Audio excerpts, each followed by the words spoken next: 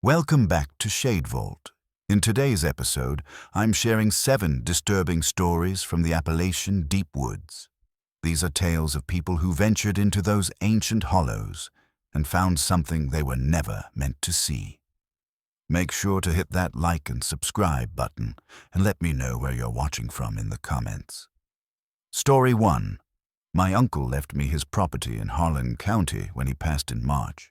I'd only been there twice as a kid, but I remembered it as this quiet patch of land tucked against the ridge, with a small cabin that always smelled like wood smoke and coffee. The lawyer said I needed to go up and sort through his things, decide what to keep or sell. I kept putting it off. Work was busy, and honestly, the idea of going through a dead relative's belongings by myself felt depressing, but by late April, I couldn't avoid it anymore. The drive up took longer than I remembered. The last 3 miles were on a dirt road that hadn't been maintained in years, full of ruts and washouts from spring rain. When I finally pulled up to the cabin, it looked smaller than in my memory. Sadder, too. The porch sagged on one side and several shingles had blown off the roof. But the key was where the lawyer said it would be, under a flat rock by the steps. Inside, everything was covered in a thin layer of dust. My uncle's coffee mug still sat on the kitchen table, a brown ring dried at the bottom. His boots were by the door.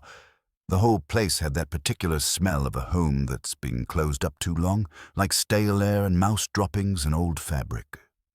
I opened some windows and started going through drawers, not really sure what I was looking for. Most of it was junk. Receipts from 10 years ago, batteries that had probably corroded, rubber bands in a tangled ball. In the bedroom closet, I found a shoebox full of photographs.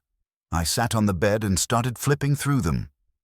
Most were of my uncle when he was younger, before I was born. Him with a rifle and a deer. Him standing in front of a truck. Then I found one that made me pause.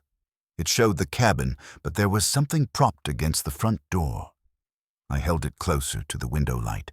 It looked like a bundle of sticks, maybe 2 feet tall, arranged in a rough human shape.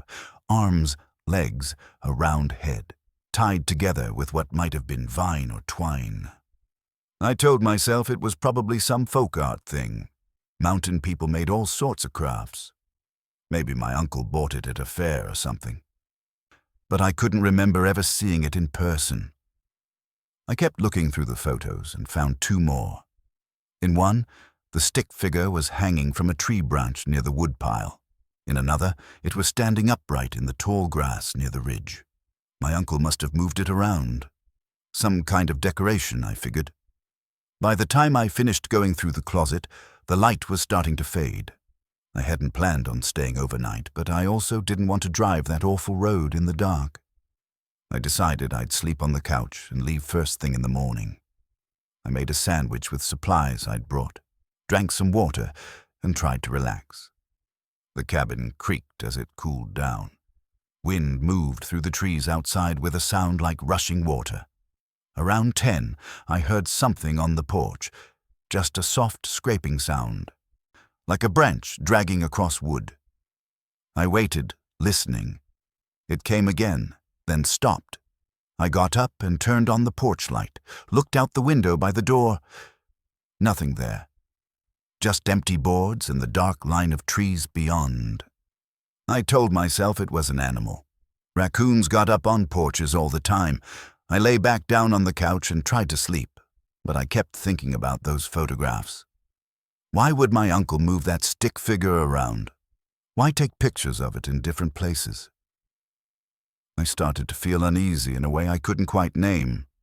The kind of feeling you get when you realize you're alone in a place you don't really know, and it's very dark outside, and you're a long way from anyone who could help you. Around midnight, I heard it again. Scraping on the porch, but slower this time, more deliberate. Then a soft tapping on the door. 3 taps, evenly spaced. I sat up, my heart suddenly pounding hard. The tapping came again, 3 more times. I stood and walked quietly to the door, looked through the small window at the top. There was something standing on the porch. It took me a second to understand what I was seeing. It was roughly human-shaped, but made of sticks and branches, just like in the photographs. About 4 feet tall, but it wasn't leaning against the door or hanging from something. It was standing on its own. Upright. And as I watched, it raised one arm and tapped on the door again with what looked like a bundle of twigs where its hand should be. I stepped back from the window, my mouth gone completely dry. This wasn't possible. It was sticks, dead wood, but I'd seen it move. I'd watched the arm rise and strike the door. The tapping came again, more insistent this time. 5 or 6 rapid knocks. I backed further into the room, trying to think. My truck keys were on the kitchen table. The door was between me and the porch, but there was a back door through the bedroom. I grabbed my keys and my phone, moved quickly through the bedroom. The tapping on the front door grew louder, faster. Then I heard something else. A creaking sound, like weight shifting on old boards. It was walking across the porch. I could hear each step, that particular hollow sound of the loose boards out there. Moving toward the window, I went out the back door as quietly as I could, eased it shut behind me. The backyard was complete darkness, just the vague shapes of trees in the shed. I moved along the side of the cabin toward where I'd parked, trying not to make noise. When I rounded the corner, I could see the front porch. The porch light was still on. The stick figure was at the window now, standing on its leg bundles, pressed up against the glass. Looking in, I ran for the truck. Got the door open, got inside, jammed the key in the ignition. The engine turned over, and the headlights came on. In that sudden wash of light, I saw the stick figure turn its head toward me. It didn't have a face, just a round bundle of twigs for a head. But the way it turned, the way it oriented itself toward the sound and light, was deliberate, aware. It started moving off the porch. Not walking exactly. More like hitching forward, its stick legs bending in too many places. Coming toward the truck. I threw it in reverse and backed down the driveway way too fast, branches scraping the sides. I didn't look in the mirror until I hit the main dirt road. When I did, I saw it standing where the cabin's driveway met the trees. Just standing there, watching me go. I drove straight through to Lexington. Didn't stop, didn't slow down except when I had to. Got to my apartment around 4 in the morning and sat in the parking lot with the doors locked until the sun came up. 3 days later, I paid a local estate company to clear out the cabin and sell everything. I told them I didn't care what they got for it, just get it done. They called me a week later and said they'd finished the job. When I asked if they'd seen anything weird, there was a long pause. Then the guy said they'd found something on the front porch. A bundle of sticks arranged like a person. They'd thrown it in the woods before they started working. I sold the property 2 months later. Never went back. But sometimes, late at night when I'm trying to sleep, I think about those photographs. My uncle taking pictures of that thing in different spots around his land. Like he was documenting it. Like he was keeping track of where it went. Like maybe toward the end, he was trying to warn someone. Story 2. I was hired to survey a section of forest land up near the Virginia-Kentucky border in June. The timber company wanted to know what they were working with before they started any logging operations. It was a good contract, 3 weeks of work, and I'd done plenty of surveys in remote areas before. I grew up hiking, spent summers working for the Forest Service in college. Being alone in the woods didn't bother me. The access road ended at an old logging camp that hadn't been used in probably 20 years. A few collapsed structures, rusted equipment, and a clearing where they'd parked vehicles. I set up my tent in the clearing, organized my gear, and spent the first day just getting oriented. The survey area was about 4 square miles, mostly old-growth hardwood on steep terrain. It was beautiful country. Dense canopy, thick understory, lots of birdsong. I worked my way through the grid systematically, marking GPS waypoints, cataloging tree species and sizes, noting any significant features. By the 3rd day, I'd found several interesting things. a small cave opening that looked like it went pretty far back. An old homestead foundation, just a rectangular depression with some stacked stones.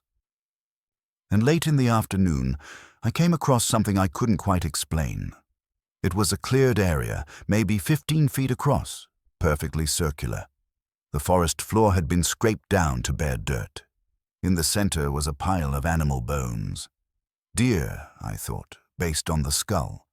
But they'd been arranged deliberately. The long bones formed a spiral pattern radiating out from the skull, which sat in the exact middle. Around the perimeter of the clearing, small stones had been placed at regular intervals. 12 of them, evenly spaced.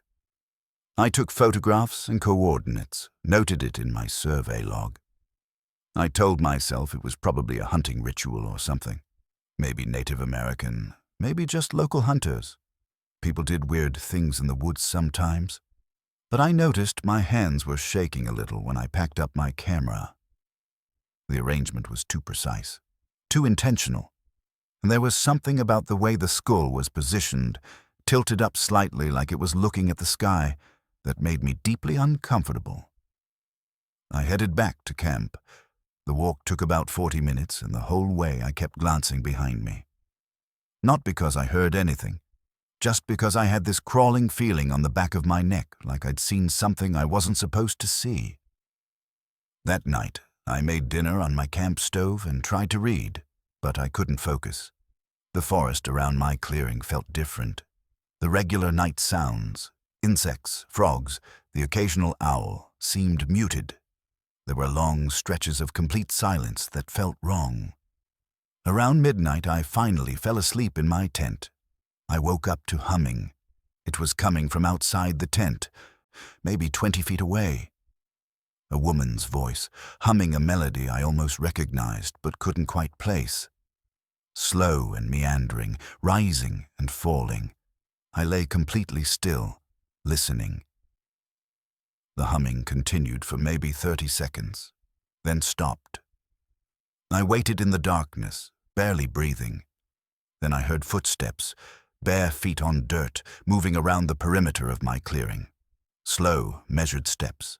They circled the tent once, twice, then stopped directly outside the tent door. I could hear breathing, soft and steady. "Hello?"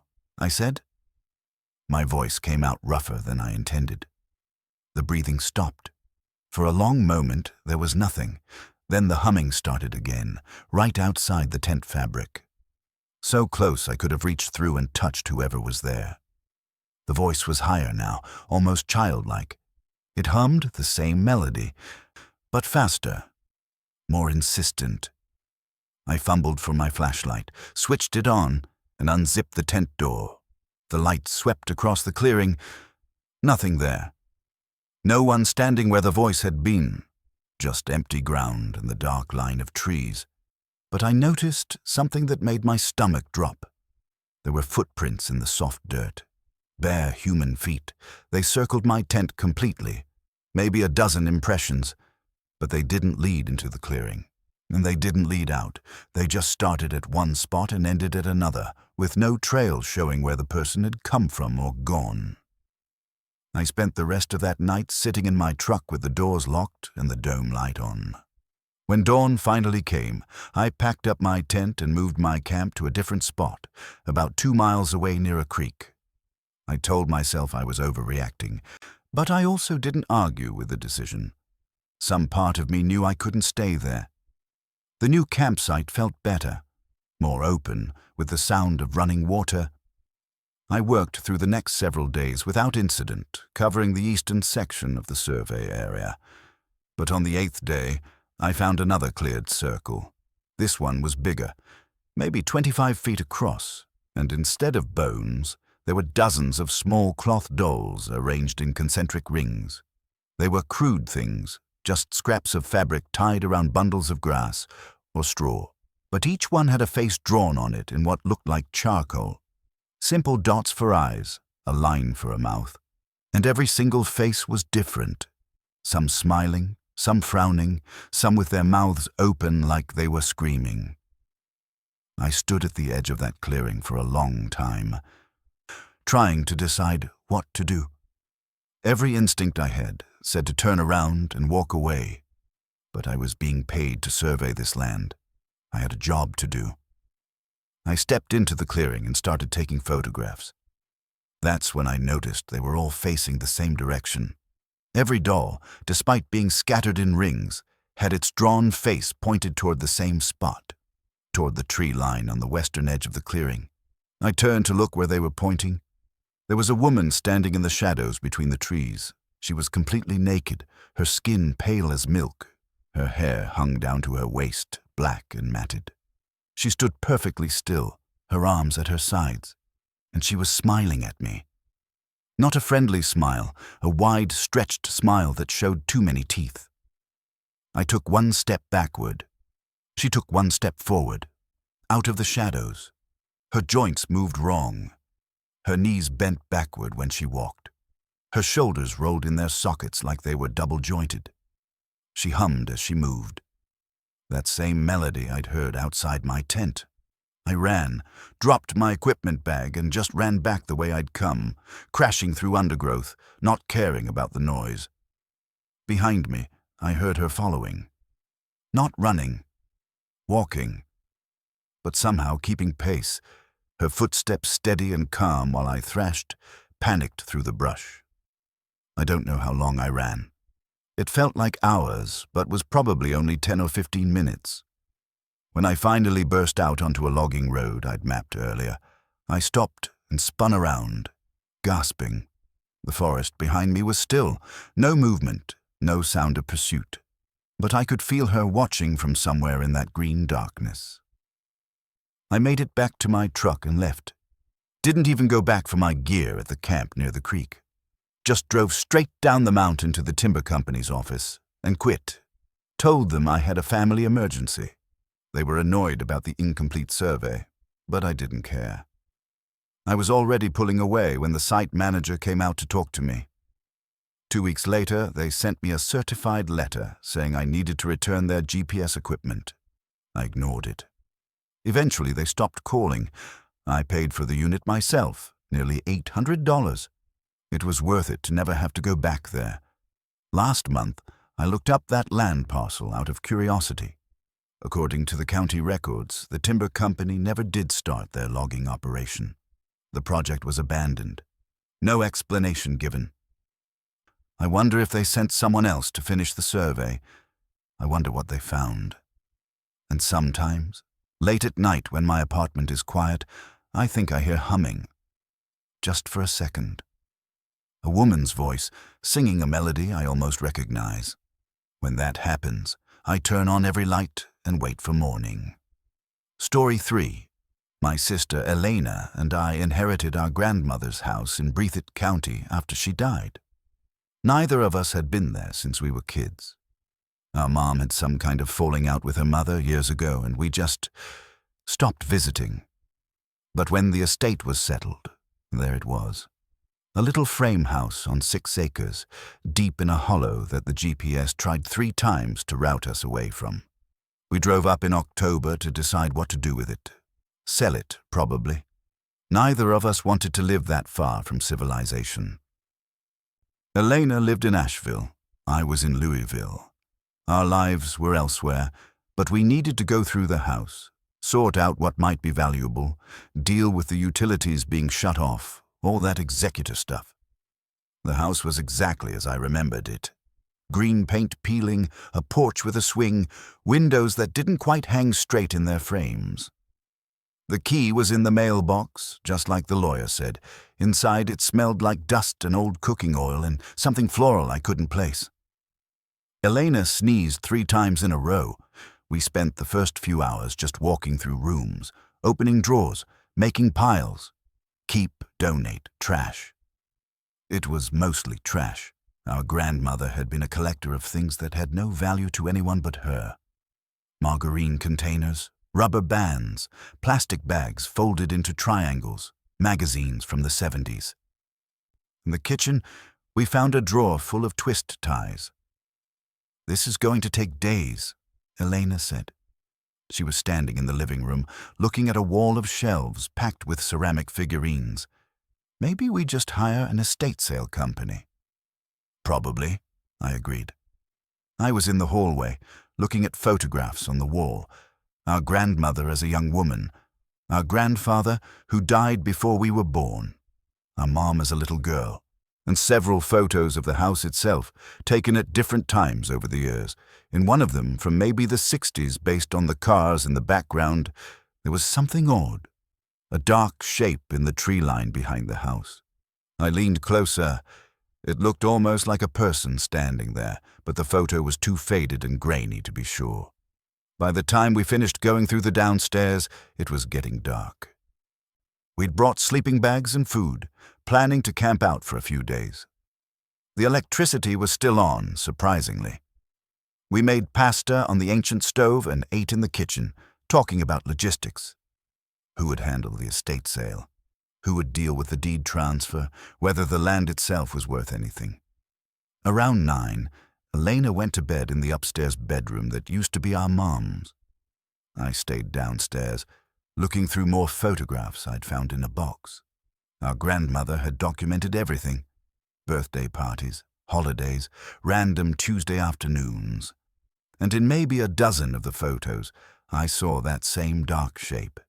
In the background, in the tree line. Sometimes closer to the house, sometimes farther away, but always there, always watching. I was studying one of these photos when I heard Elena call my name from upstairs. Her voice was tight. I took the stairs 2 at a time. She was standing at the window in the bedroom, pointing. Look. I moved next to her and looked out. The window faced the backyard, or what passed for a backyard. Mostly just scrubby grass giving way to forest, and standing at the edge of the trees, maybe 50 feet from the house, was a figure. Tall, maybe 7 feet. Thin in a way that didn't look human, arms hanging down past its knees, its skin in the moonlight filtering through clouds, looked rough and dark, like bark, like wood. It stood completely motionless, facing the house. How long has it been there? I asked. I don't know. I just looked out and there it was. We watched it for several minutes. It didn't move, didn't shift weight or sway or breathe visibly, just stood there like a dead tree. Except it wasn't a tree. We could see its shape too clearly, the distinct head, the arms, the legs slightly apart. Maybe it's a person, Elena said. She didn't sound convinced. Someone from down the road, checking on the house. At night, just standing there. I don't know, Marcus. I'm trying to rationalize this. I went downstairs and found a flashlight in one of the kitchen drawers. Went out onto the back porch. The night air was cool and smelled like rotting leaves. I turned on the flashlight and aimed it toward the tree line. The beam caught the figure fully, and I realized it wasn't covered in bark. Its skin was pale, almost gray, but it was covered in deep vertical grooves like someone had taken a knife and carved channels down its entire body. Hundreds of them. The grooves wept something dark that looked like sap or resin, creating the illusion of bark. It still hadn't moved. The light was directly on it, and it just stood there.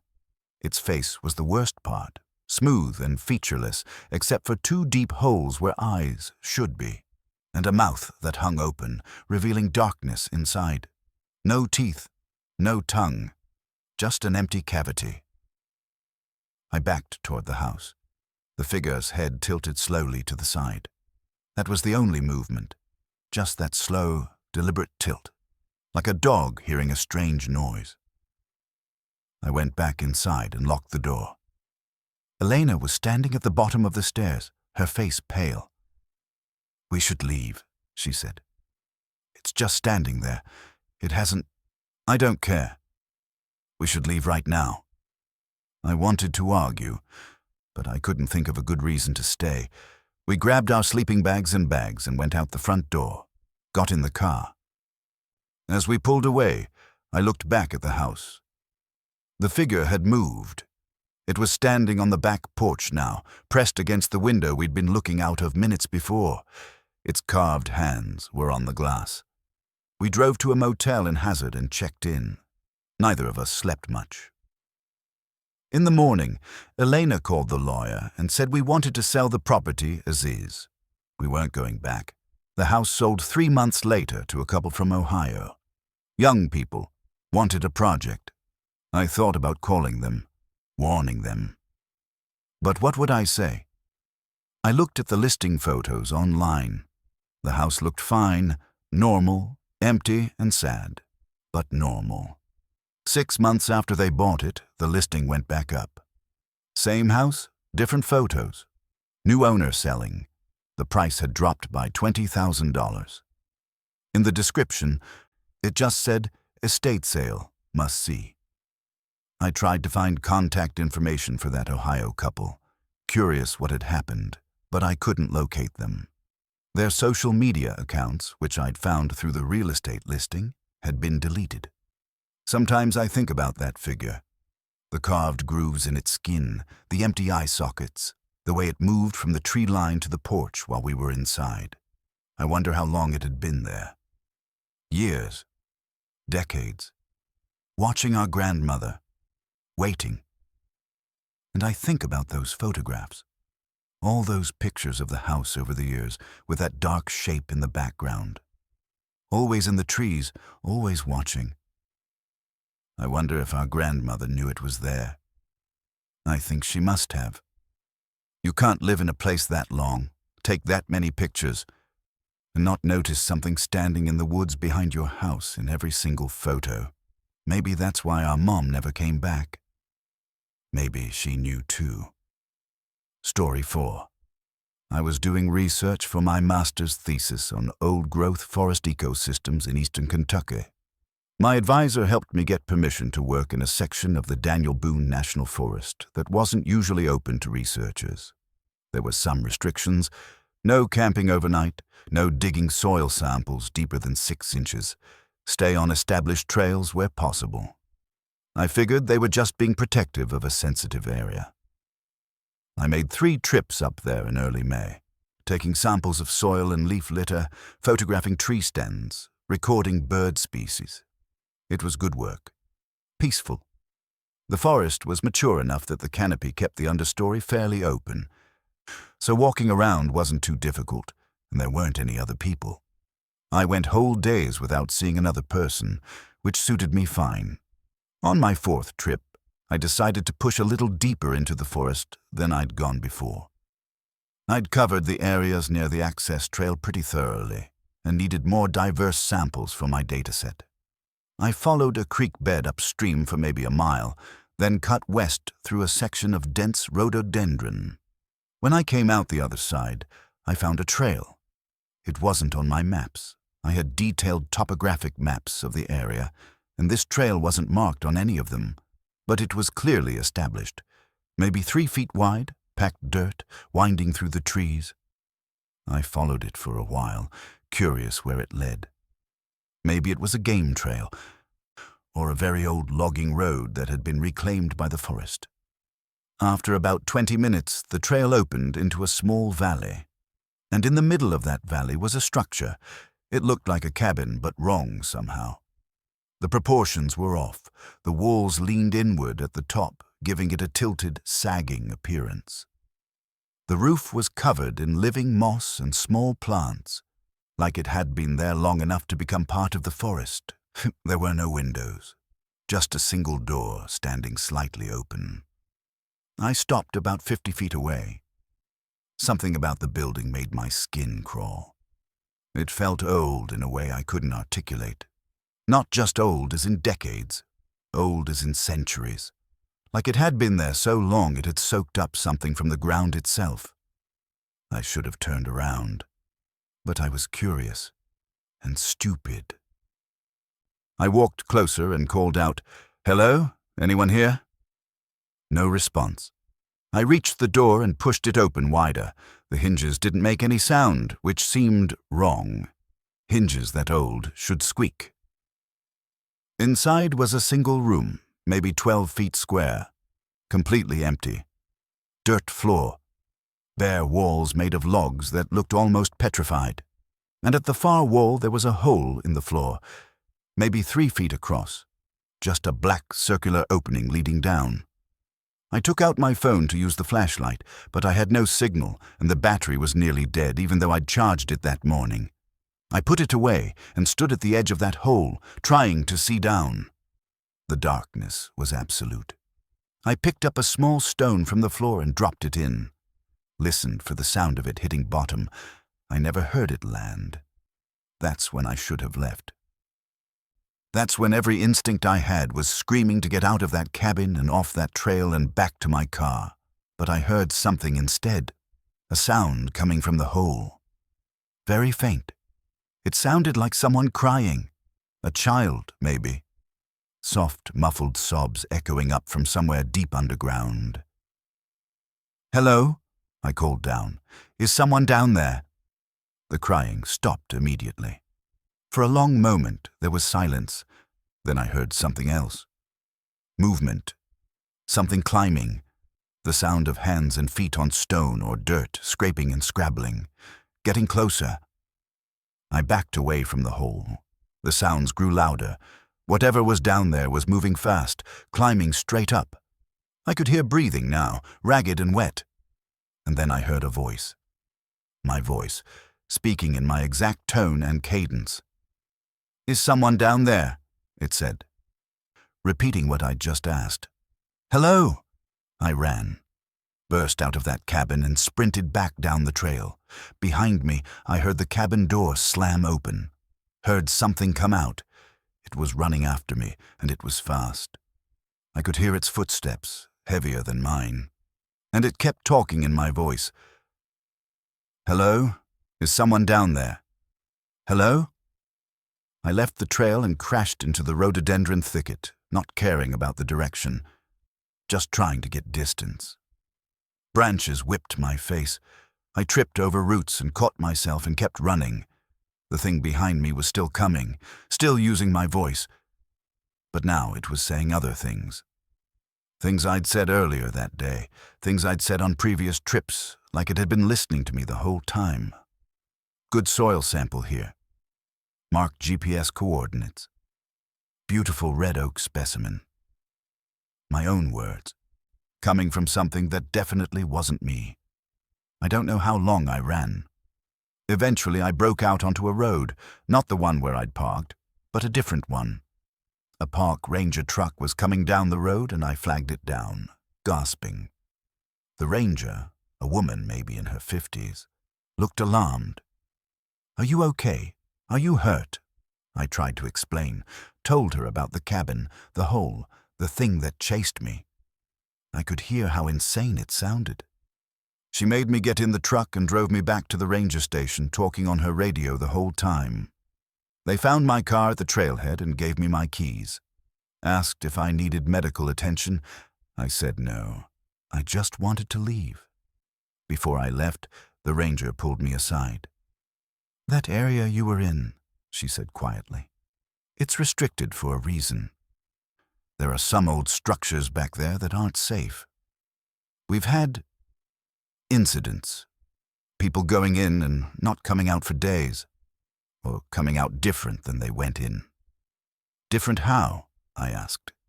She looked uncomfortable. "Confused. Can't remember who they are. Some of them stopped talking altogether. We think it might be some kind of environmental contamination. Mold spores or something. Affects the brain." But I saw it in her eyes. She didn't believe that. She was saying what she was supposed to say, what the official explanation was, but she knew better. I changed my thesis topic, found a different forest to study, never went back to that section of the Daniel Boone. But sometimes I wake up in the middle of the night and hear my own voice saying things I don't remember saying, sentences that don't quite make sense. And I wonder if something followed me out of those woods after all. Something that learned my voice so well it can speak for me now, in the dark hours when I'm not quite sure who's doing the talking. Story 5. My girlfriend Paige and I went camping in Pike County in July. We'd been planning the trip for months, wanted to get away from Louisville for a long weekend. The place we picked was a dispersed camping area, no facilities or designated sites, just a dirt road that ended in a clearing where people could set up tents. The ranger I talked to said it was usually pretty empty on weekdays. We got there on a Thursday afternoon. The clearing was empty, like promised. We found a good flat spot for the tent, got set up, and spent the rest of the day hiking a ridge trail that gave incredible views of the valley below. By the time we got back to camp, we were exhausted and happy. Made dinner on our camp stove, watched the sunset, and climbed into the tent around 10. Around midnight, I woke up to voices. They were close, maybe 20 feet from our tent. 2 people, it sounded like, having a conversation, but I couldn't quite make out the words. The voices would rise and fall like they were asking questions and giving answers, but the actual words were muffled, like listening to people talk in another room with a door closed. Paige was awake too. I could feel her tense beside me. "Who is that?" she whispered. "I don't know. Other campers, maybe." But it didn't sound like other campers. The voices had a strange quality to them, flat, emotionless, and the conversation didn't have a natural rhythm. The pauses between statements were too long. And sometimes both voices would speak at exactly the same time, saying different things, creating this weird overlapping sound. I unzipped the tent door a few inches and looked out. The clearing was empty. No other tents, no people, no cars. Just our setup and the trees beyond, dark in the moonlight. But the voices were still there, still talking, still close. "Where are they?" Paige whispered. "I don't see anyone." The voices stopped. The silence that followed was worse. Complete and total. No insects, no wind, nothing. Just dead air. I started to zip the tent door closed when I heard footsteps. Someone walking around our tent.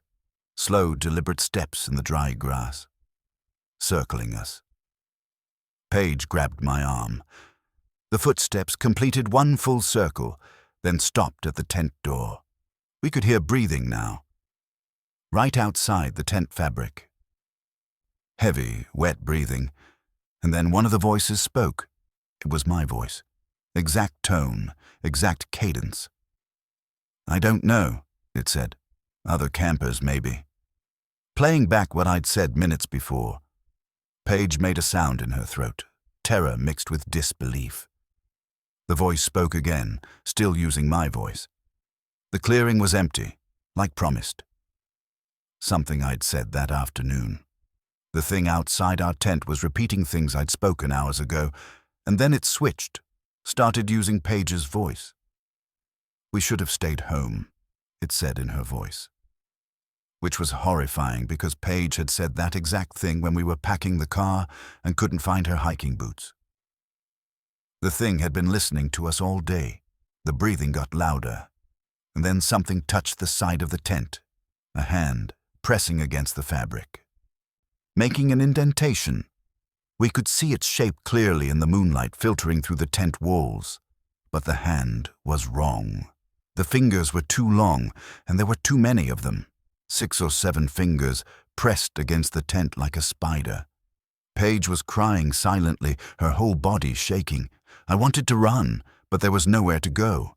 The thing was right outside the door, and I knew somehow that opening that door would be the worst mistake I could make. The hand slid down the tent wall, leaving a smear behind. The breathing moved away, around to the back of the tent. We heard it circle us again. Then the voices started up once more. But now there were more than 2. It sounded like 5 or 6 people talking at once, all of them using voices I recognized. My voice, Paige's voice. My dad's voice from a phone call I'd taken that morning. Paige's mom from when she'd called earlier in the week. All of us talking over each other, saying things we'd actually said, creating this nightmare chorus of stolen words. This went on for hours. The voices, the circling footsteps, that hand pressing against the tent at random intervals. Paige and I just held each other and waited for dawn. There was nothing else we could do. When light finally started to show through the tent, the voices stopped. The footsteps faded. We waited another hour, until full sunlight before we opened the tent door. The clearing looked normal. Our camp stove was where we'd left it. Our food bag was still hanging from the bear cable, nothing disturbed. But when I walked around the tent, checking the perimeter, I found something that made my stomach turn. Handprints. Dozens of them, pressed into the dirt around our tent in a complete circle. But they weren't human handprints. They had too many fingers, and the prints went around the tent maybe 6 or 7 times, overlapping each other, like something had circled us over and over, sometimes on all fours, leaving these marks. We packed up in maybe 15 minutes, threw everything in the car, and drove straight home. Didn't stop except for gas. When we got back to Louisville, Paige moved her stuff out of my apartment. She didn't say it was because of that night, but I knew. We tried to keep dating, but something had broken. We couldn't look at each other without remembering those voices, hearing our own words played back by something that had no right to know them. I still have the recording. I didn't mention this before, but my phone was in the tent with me. I'd been using it as a flashlight earlier. And at some point during that night, I guess my thumb hit the voice recorder app. It recorded about 40 minutes of audio before the battery died. I've listened to it 3 times. I wish I hadn't, because you can hear everything, the voices, the breathing, the footsteps, and at one point, very clearly, you can hear something whisper in a voice that isn't mine or Paige's, a voice that doesn't sound human at all. It says, "We know what you sound like now. We know how to be you." I deleted all my social media after that, changed my phone number, because I keep thinking about what it said.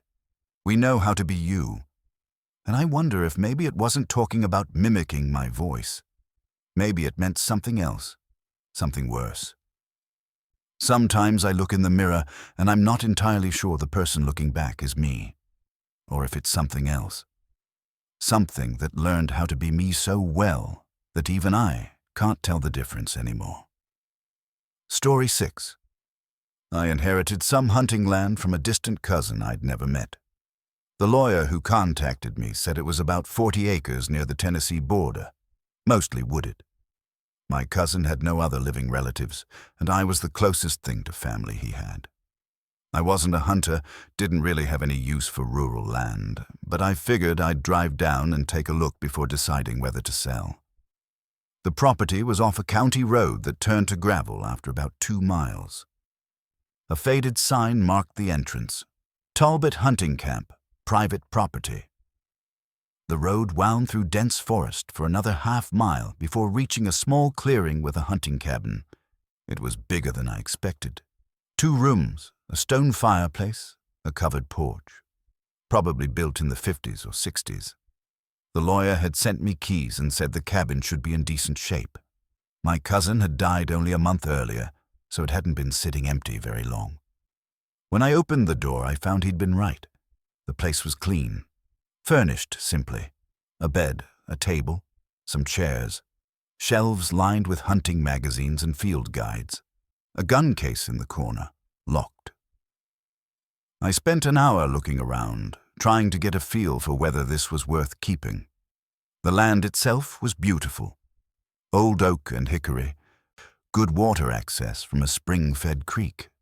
If I wanted to get into hunting or just have a retreat, it would be perfect. But I lived 4 hours away in Nashville.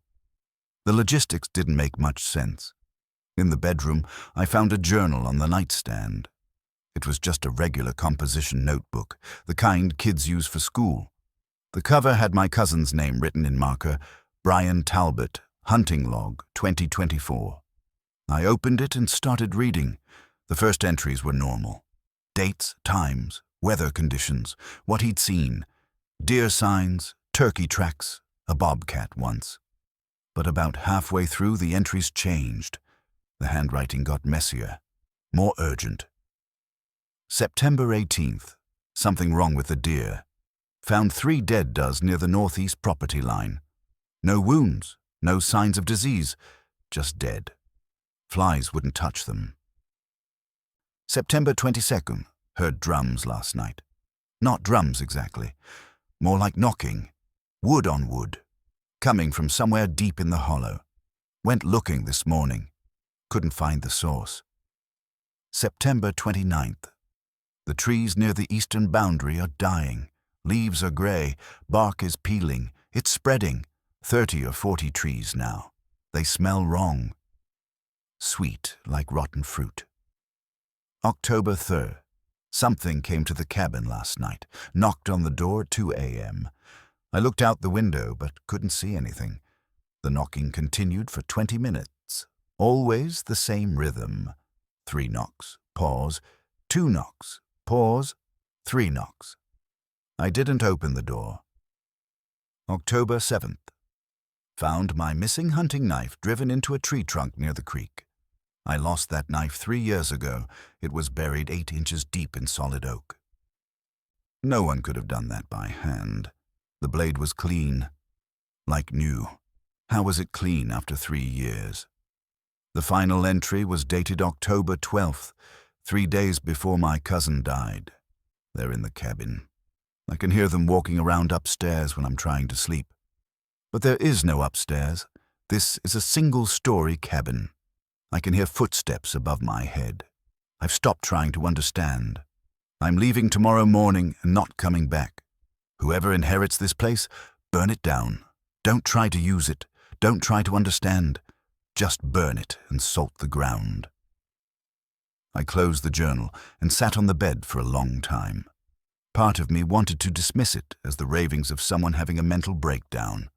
But another part of me, the part that noticed how cold the cabin was, despite the warm day outside, the part that felt watched from the moment I'd opened the door, believed every word.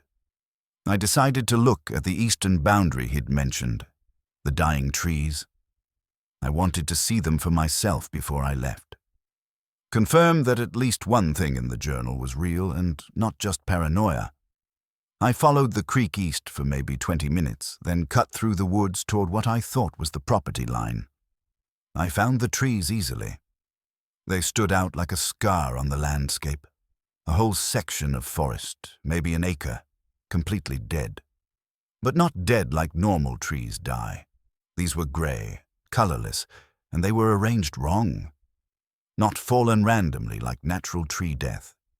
They'd been positioned, leaned against each other to form a rough circle, like a fence or a cage.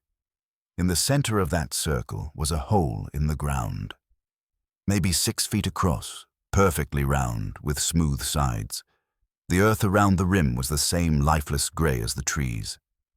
I walked closer, knowing I shouldn't, unable to stop myself. When I reached the edge and looked down, I saw stairs, cut into the earth itself. A spiral staircase leading down into darkness.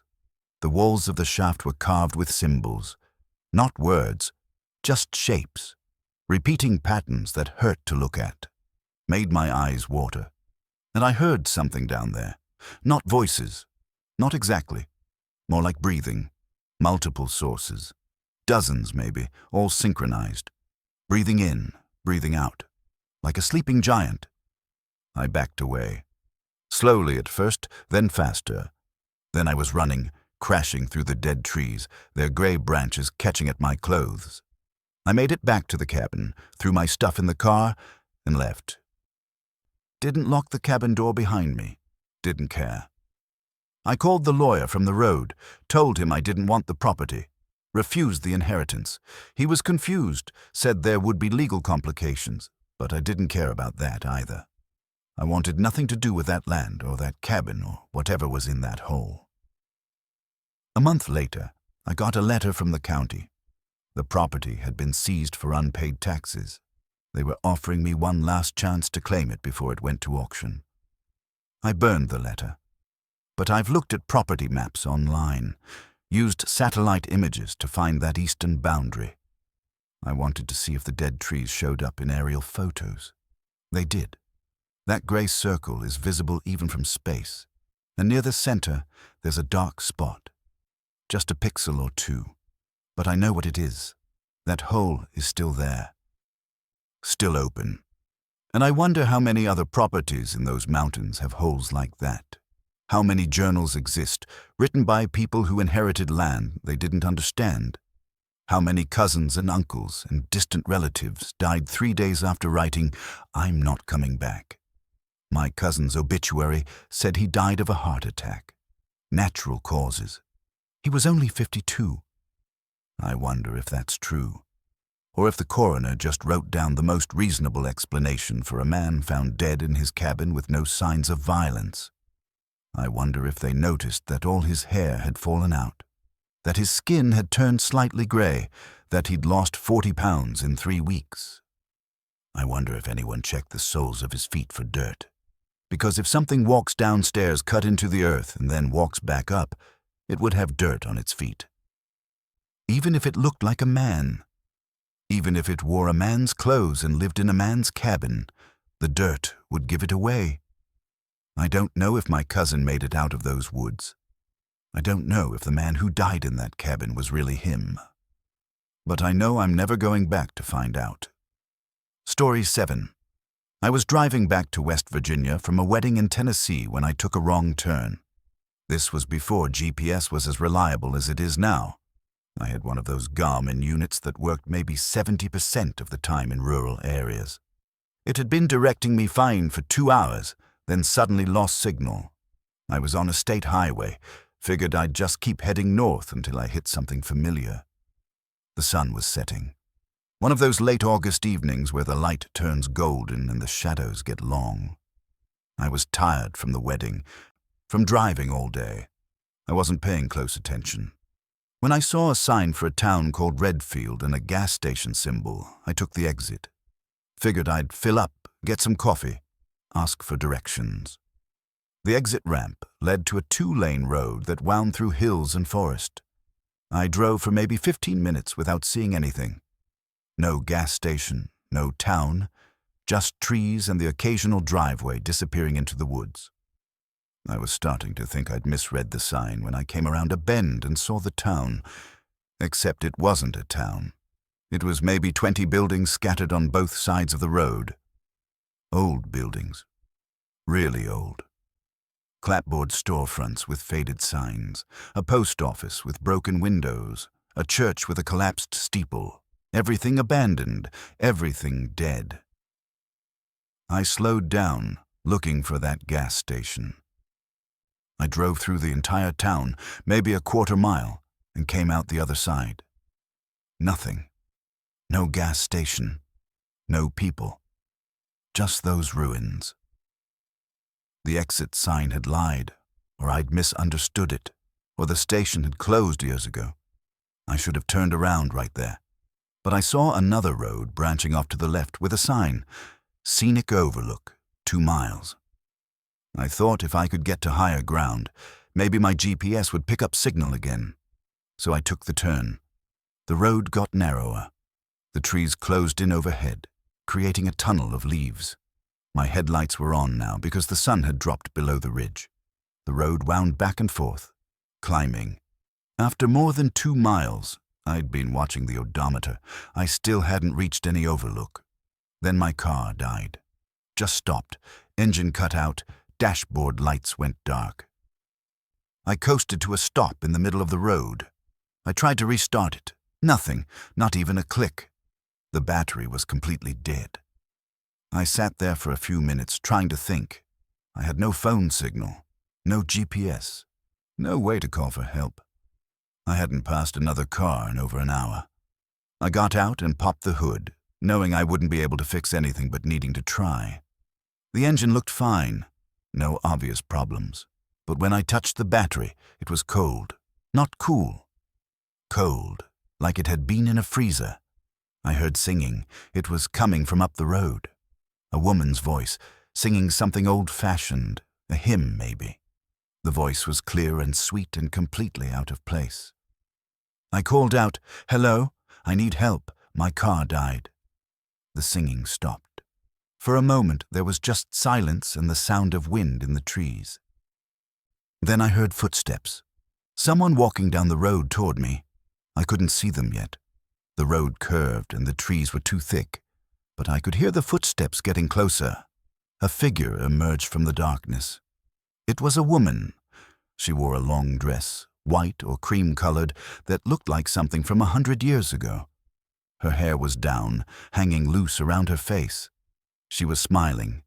She walked right up to me, maybe 10 feet away, and stopped. "Car trouble?" she asked. Her voice was pleasant. Normal. "Yeah," I said. "Battery's dead or something. Do you live around here? Is there a phone I could use?" She tilted her head, still smiling. "There's no one around here, just me. And now you." Something about the way she said that made my skin prickle. "Is there a house nearby? I just need to call for a tow truck." "You should come with me," she said. "It's not safe on the road at night." "I'll just wait with the car. Someone will come by eventually." Her smile didn't change, but something in her eyes did. "No one comes by. This road doesn't go anywhere. It just goes around and around. You'll figure that out eventually." I took a step back toward my car. "I'm fine. Thanks." She moved forward, not walked. Moved. Like she'd been standing in one spot and then suddenly she was in another spot, 5 feet closer. I didn't see her legs move. She was just closer. "You should come with me," she repeated. Same words. Same inflection, like she was reading a script. I got back in the car and locked the doors. She stood outside the driver's window, looking in at me. Her face was pressed close to the glass. Still smiling. She raised one hand and knocked on the window. 3 times. Then she spoke, but her lips didn't move. "Let me in. Let me in. Let me in." The voice wasn't coming from her mouth. It was coming from everywhere. From the trees, from the road, from inside the car. I could feel the vibration of it in my chest. She knocked again. Harder. The window cracked, a spiderweb fracture spreading from where her knuckles hit. I climbed over the center console into the passenger seat, then out the passenger door. Started running up the road away from her and the car. I could hear her following, not running, just walking, but somehow keeping pace. I could hear that same 3-beat knock. Knock, knock, knock. Now it was coming from the trees on both sides of the road, dozens of sources, like she was everywhere at once. I ran until my lungs burned and my legs gave out, collapsed in the middle of the road, gasping. The knocking had stopped. I looked back the way I'd come. The road was empty. No woman in the white dress, no sound of footsteps. I got up and kept walking, not running now, just walking, trying to find my way back to the main road, but the woman had been right. The road didn't go anywhere. It curved back on itself. After an hour of walking, I found my car again. Same spot. Same cracked window. I tried the ignition. The engine started immediately. Battery was fine. Dashboard lights came on like nothing had ever been wrong. I sat there shaking, trying to understand. Then I put the car in gear and drove. Back down that narrow road, through the dead town, back to the state highway. I drove straight through the night. Didn't stop until I reached Charleston. Got a room at a chain hotel and slept for 12 hours. When I woke up, I checked my clothes. My pants were muddy and torn at the knees from where I'd collapsed. My shoes were scuffed, proof that it had really happened. But when I looked at the photos on my phone, I'd taken some pictures at the wedding. The timestamps were wrong. The wedding was on Saturday, but according to my phone, it was now Tuesday. I'd lost 2 days somewhere. I tried to find that town again, looked at maps, searched online for Redfield. Nothing. No town by that name in that area. No scenic overlook. The exit I'd taken didn't exist on any map I could find. I still have the shoes, the ones I was wearing that night. I keep them in a box in my closet, and sometimes, late at night when I can't sleep, I can hear it. That 3-beat knock. Quiet, distant, like someone knocking on a door in another room. Knock, knock, knock. Asking to be let in, asking for permission. And I wonder what would happen if I ever said yes, if I ever opened that door. Would I see the woman in the white dress? Would I find myself back on that road that doesn't go anywhere?